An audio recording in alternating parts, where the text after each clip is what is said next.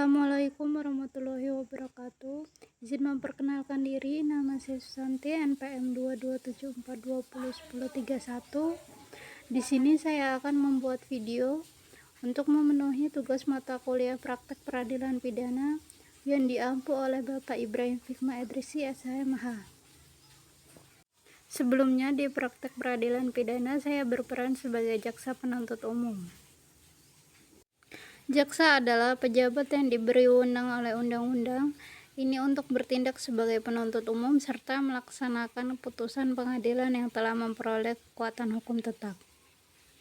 Penuntut umum adalah jaksa yang diberi wewenang oleh undang-undang ini untuk melakukan penuntutan dan melaksanakan penetapan hakim. Pasal 13 KUHP. Menurut bab 4 KUHP, tugas dan wewenang jaksa penuntut umum yang pertama adalah 1. Menerima dan memeriksa berkas perkara penyidikan dari penyidik dan penyidik pembantu.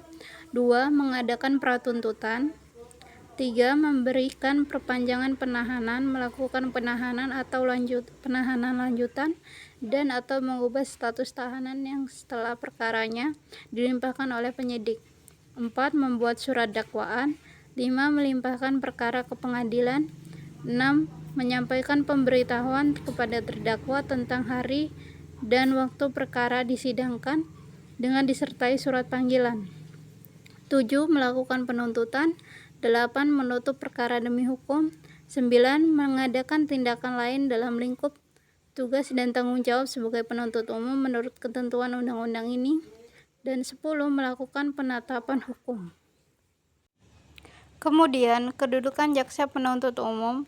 Untuk mengetahui kedudukan jaksa atau penuntut umum, kiranya tidak kurang pentingnya kalau kita lihat kembali secara hukum acara pidana di Indonesia ini, yaitu sejak pemerintahan Hindia Belanda terdahulu sampai dengan keluarnya UU nomor 8 tahun 1981 atau KUHP.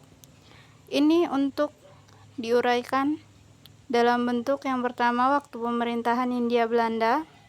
Dalam pasal 62 RO diatur bahwa pekerjaan penuntut umum di pengadilan negeri dilakukan oleh jaksa. Kedudukan jaksa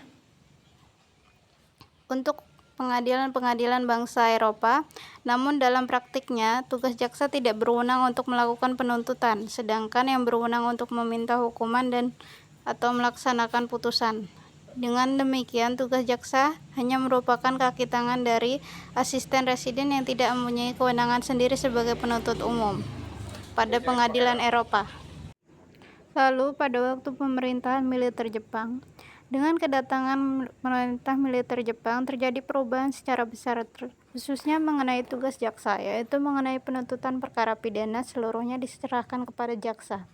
Dan kemudian berdasarkan Osamu Seirei nomor 49 secara tegas dinyatakan bahwa tugas jaksa adalah mencari kejahatan, menuntut perkara dan menjalankan putusan hakim.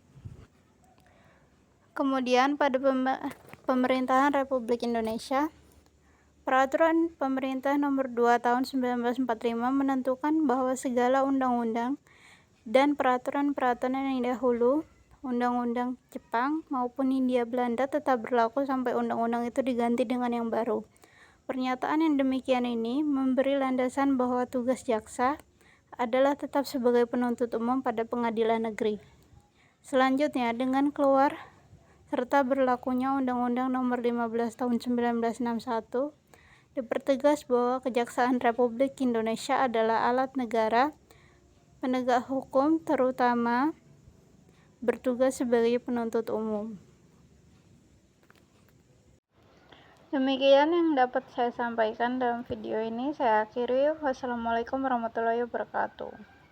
인식 장치를 놓은 것 같습니다.